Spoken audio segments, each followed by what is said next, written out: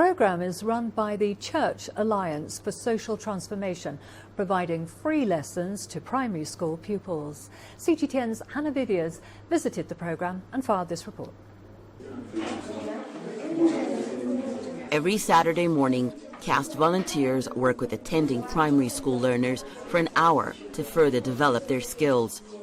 First of all, the program is meant for, it's more like an intervention, especially for those children who haven't had an opportunity to have foundational phase of language development. Esther is one such learner. At 8 years old, she'd never had any exposure to reading or writing before joining the CAST program. When Esther enrolled, she was paired with a volunteer who's been tutoring her one-on-one for an hour each week, a rare opportunity in this community. In just 3 months of being on the program, Esther's already showing significant progress. The program, its origin is from South Africa.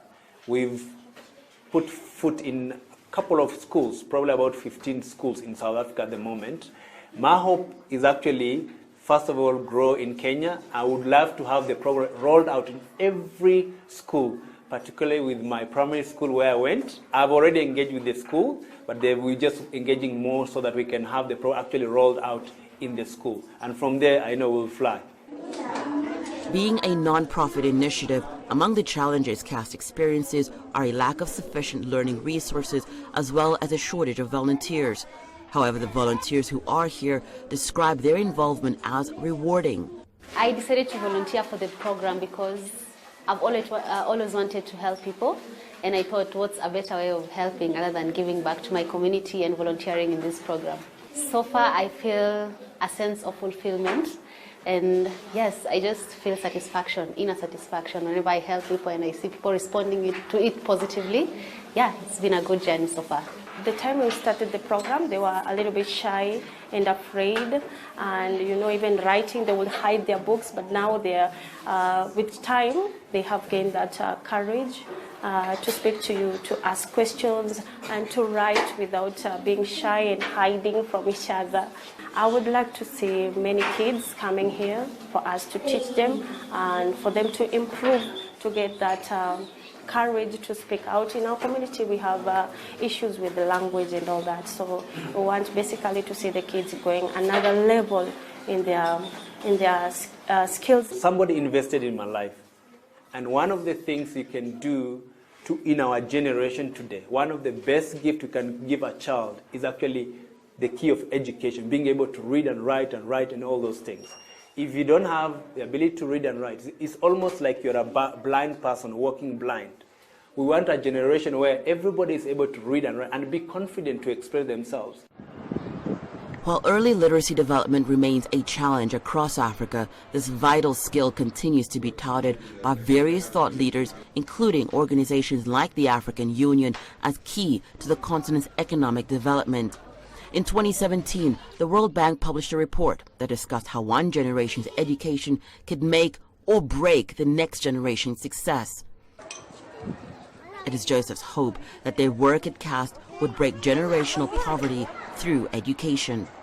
This is the community that Joseph Bode grew up in, and he says one of the reasons he remains passionate about education is because education was key at elevating him out of the poverty that he faced as a child.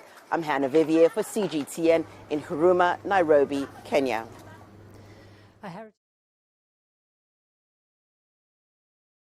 Throughout 2019, the department showed immense growth in various areas owing to strategic goals focused on 2 key areas: partner church involvement and church ownership, and second, program expansion in our target communities.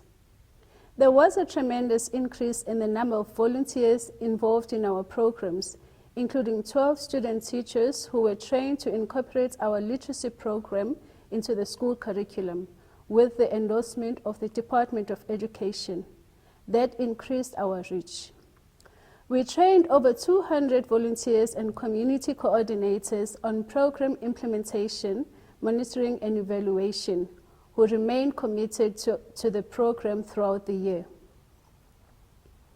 A total of 3,073 children were reached throughout our programs in 2019 alone.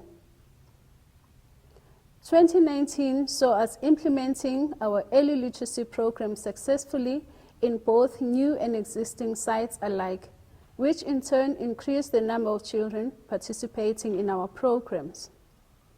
We also formed partnerships with the Department of Social Development in order to extend our reach of the children beyond the schools and into their home life to mitigate social problems.